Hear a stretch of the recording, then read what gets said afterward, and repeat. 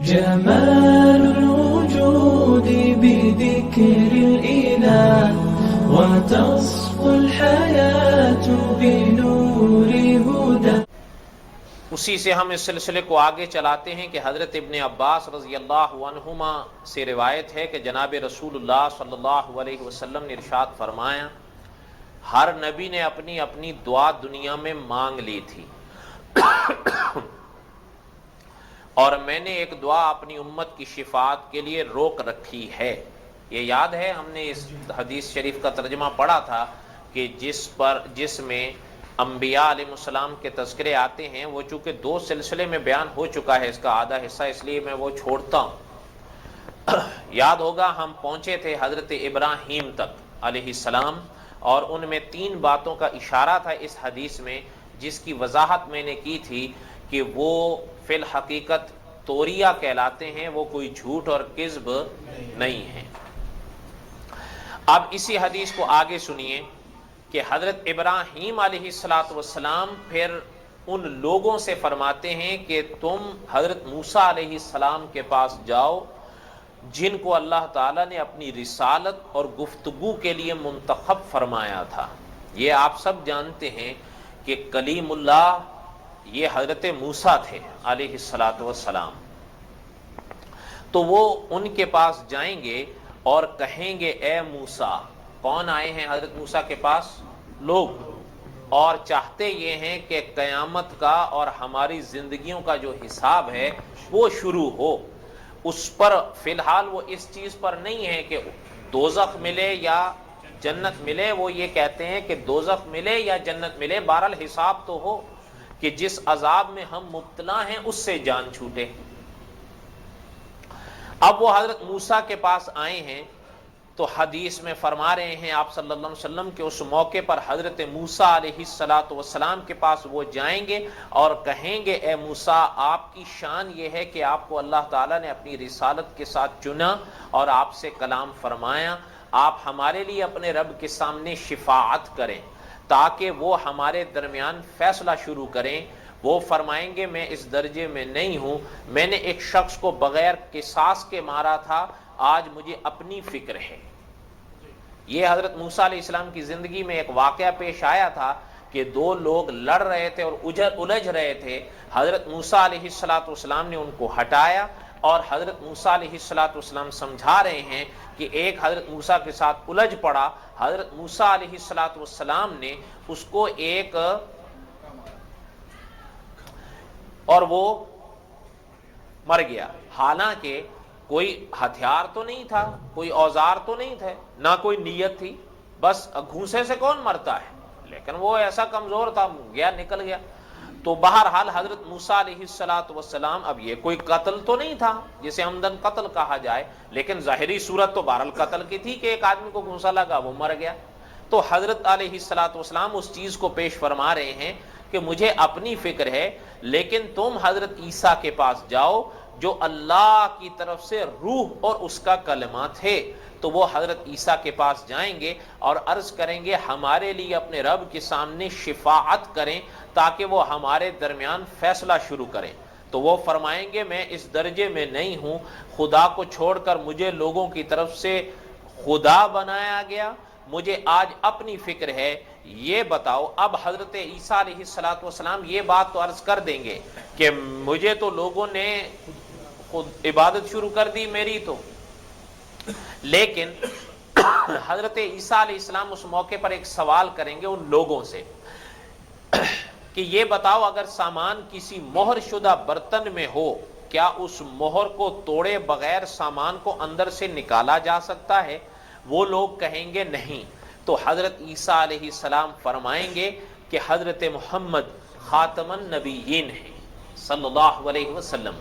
اس حدیث میں حضور علیہ السلام کا یہ لقب بھی بیان کیا جا رہا ہے، خاتم النبیین.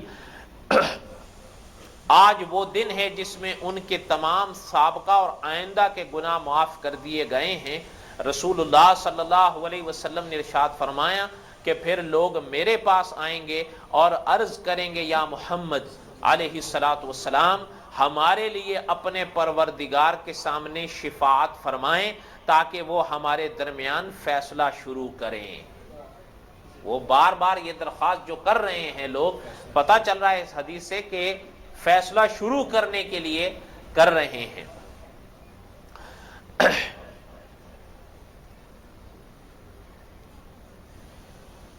میں کہوں گا ہاں میں اس شفاعت کرنے کا اہل ہوں، حتیٰ کہ اللہ جل شانہ جس کے لیے چاہیں گے، یہ ترجمہ میں کر رہا ہوں، ہاں، اللہ جس کے لیے چاہیں گے اور راضی ہوں گے اجازت عطا فرمائیں گے. اس لفظ پہ غور کریے گا. اللہ تعالیٰ جس کے لیے چاہیں گے اور راضی ہوں گے اجازت عطا فرمائیں گے.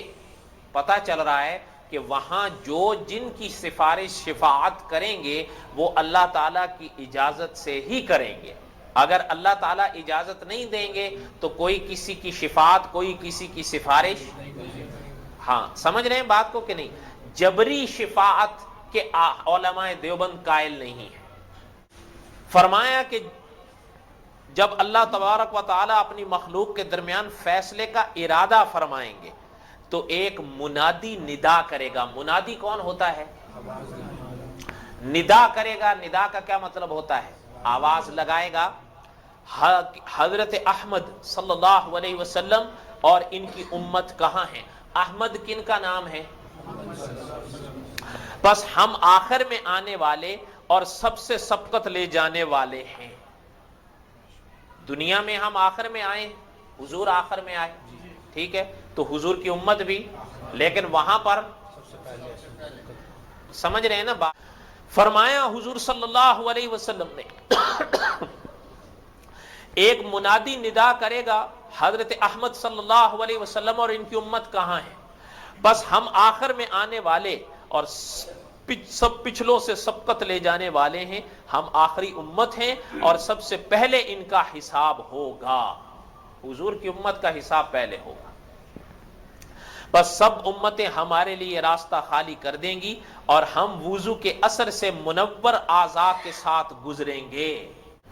فرمایا سب امتیں ہمارے لیے راستہ خالی کر دیں گی اور ہم وضو کے اثر سے منور اعضاء کے ساتھ گزریں گے تو امتیں کہیں گی قریب تھا کہ یہ امت سب کی سب انبیاء ہوتی.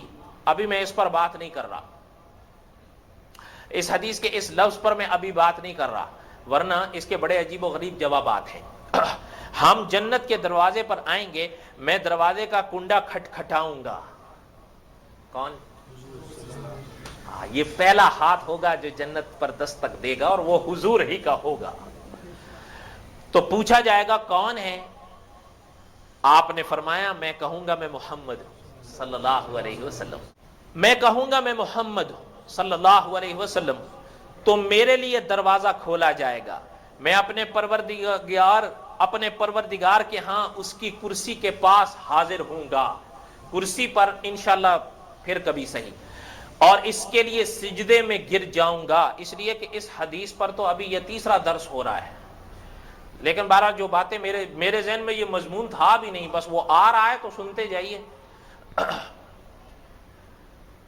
اور اس کے لیے سجدے میں گر جاؤں گا اور میں اس کی ایسی ایسی تعریفیں بجا لاؤں گا جو مجھ سے پہلے ایسی تعریفیں کسی نے نہیں کی ہوں گی، مجھ سے پہلے ایسی تعریفیں کسی نے نہیں کی ہوں گی اور نہ ہی کوئی میرے بعد ایسی تعریفیں بجا لائے گا.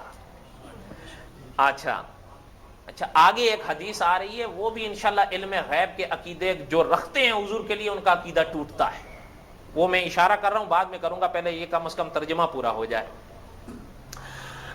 اے محمد صلی اللہ علیہ وسلم اپنا سر اٹھاؤ، مانگو دیا جائے گا، کہو سنی جائے گی، شفاعت کرو قبول ہوگی. اپنا سر اٹھاؤ، میں عرض کروں گا اے رب میری امت میری امت. وہ فرمائے گا جس کے دل میں اتنا اور اتنا وزن. اب اس کا ترجمہ سنیے، ایمان اور عمل صالح کا. کس چیز کا وزن؟ ایمان اور عمل صالح کا ہو، اس کو جہنم سے نکال لو. میں پھر حاضر ہو کر سجدے میں گر جاؤں گا اور جو کچھ میں نے عرض کیا پھر کہوں گا، مجھے حکم ہوگا اپنا سر اٹھاؤ، کہو سنی جائے گی، مانگو ملے گا، شفاعت کرو قبول ہوگی. میں عرض کروں گا اے رب میری امت میری امت. جن کے دل میں اتنا اور اتنا وزن ایمان اور عمل صالح کا پہلے سے کم درجے میں ہو، ان کو نکال لو، میں ان کو جہنم سے نکال لوں گا اور پھر حاضر ہوں گا اور سجدہ کروں گا اور اسی طرح سے پھر حمد بجا لاؤں گا۔ تو حکم ہوگا اپنا سر اٹھاؤ، کہو سنی جائے گی، مانگو ملے گی، شفاعت کرو قبول ہوگی۔ میں عرض کروں گا اے رب میری امت میری امت، وہ فرمائے گا وہ شخص جس کے دل میں اتنا اور اتنا ایمان ہو، پہلے قسم کے لوگوں سے کم، اس کو بھی نکال لو۔